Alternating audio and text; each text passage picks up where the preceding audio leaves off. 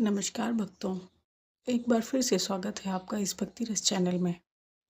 वैशाख मास के कृष्ण पक्ष की एकादशी तिथि को वरुथनी एकादशी का व्रत कहा जाता है।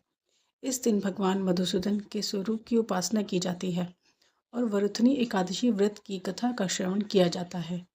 वरुथनी एकादशी सौभाग्य देने, सब पापों को नष्ट करने तथा मोक्ष देने वाली है। वरुथनी एकादशी का फल 10,000 वर्ष तक तप करने के बराबर होता है। कुरुक्षेत्र में सूर्य ग्रहण के समय एक मन स्वर्ण दान करने से जो फल प्राप्त होता है, वही फल वरुथनी एकादशी के व्रत करने से मिलता है। शास्त्रों में अन्नदान और कन्यादान को सबसे बड़ा दान माना गया है। वरुथनी एकादशी के व्रत से अन्नदान तथा कन्यादान दोनों के बराबर फल मिलता है। इस व्रत के महात्म्य को पढ़ने से 1,000 गोदान का फल मिलता है। इसका फल गंगा स्नान के फल से भी अधिक होता है। वरुथनी एकादशी के दिन खरबूजे का दान करना चाहिए। आइए सुनते हैं वरुथनी एकादशी की कथा। एक बार धर्मराज युधिष्ठिर ने भगवान श्री कृष्ण से कहा कि आप वैशाख मास के कृष्ण पक्ष की एकादशी के महत्व के बारे में बताएं और इस व्रत की कथा क्या है, इसके बारे में भी सुनाएं। तब भगवान श्री कृष्ण ने युधिष्ठिर को वरुथनी एकादशी व्रत की कथा के बारे में बताया।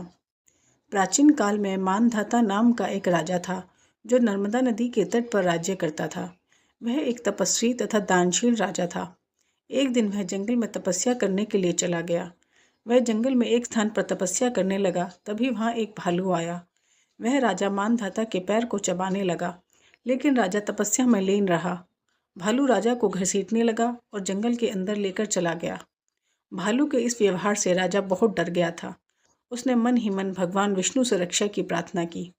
भक्त की पुकार सुनकर भगवान विष्णु वहां प्रकट हुए और भालू को मारकर राजा के प्राण बचाए। भालू ने राजा का पैर खा लिया था। इससे राजा बहुत दुखी था। तब भगवान विष्णु ने उससे कहा कि तुम दुखी मत हो, इसका एक उपाय है। तुम मथुरा में वरुथनी एकादशी का व्रत करो। वहां पर मेरी वाराह अवतार मूर्ति की आराधना करो। उस व्रत के प्रभाव से तुम ठीक हो जाओगे। तुम्हारे पुराने जन्म के पाप कर्म के कारण ही भालू ने तुम्हारा पैर खा लिया था। तुम बताए गए उपाय को करो। प्रभु की बातें सुनकर राजा ने वरुथनी एकादशी का व्रत मथुरा में किया। वहां पर उसने वाराह अवतार मूर्ति की विधि विधान से पूजा की, फलाहार करते हुए व्रत किया। वरुथनी एकादशी व्रत के प्रभाव से राजा फिर से सुंदर शरीर वाला हो गया। मृत्यु के पश्चात उसे स्वर्ग की प्राप्ति हुई। इस प्रकार से जो भी वरुथनी एकादशी व्रत रखता है, उसके पाप नष्ट हो जाते हैं और उसे मोक्ष मिलता है। आइए वरुथनी एकादशी की विधि जानते हैं। व्रत के दिन प्रातःकाल स्नान करके साफ सुथरे कपड़े पहने। इसके बाद घर के मंदिर की सफाई करके दिया जलाएं।